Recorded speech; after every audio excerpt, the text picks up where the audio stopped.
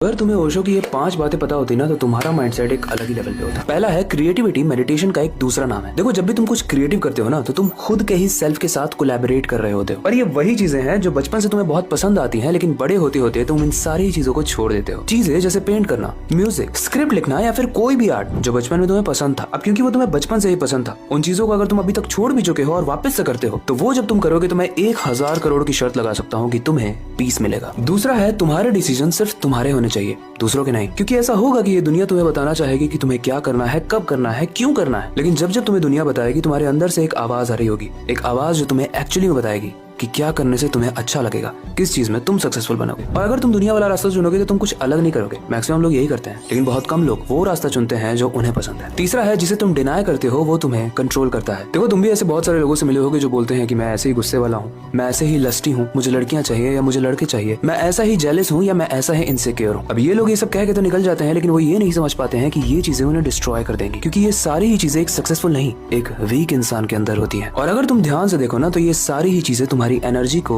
Drain करती है, लेकिन अगर तुमने इन इमोशंस को कंट्रोल कर लिया तो तुम बहुत आगे निकल जाओगे। चौथा है दीवार फांद के भाग जाओ ऐसी जगह से जहां पर आपकी रिस्पेक्ट नहीं है, क्योंकि जब आप रिस्पेक्ट की भीख मांगोगे तो हो सकता है आपको रिस्पेक्ट की भीख मिल जाए, लेकिन क्या आपको भीख चाहिए? मेरे कहने के बाद अपने घर की छत से मत भाग जाना। मैं सोसाइटी और अपने फ्रेंड्स की बात कर रहा था। बाकी अगर तुम सोच रहे हो कि 5th वाला पॉइंट कौन सा होगा तो वो तुम खुद कमेंट करोगे, क्योंकि वो सबसे पावरफुल होगा और जिसपे सबसे ज्यादा लाइक्स आएंगे उसे हम पिन कर देंगे।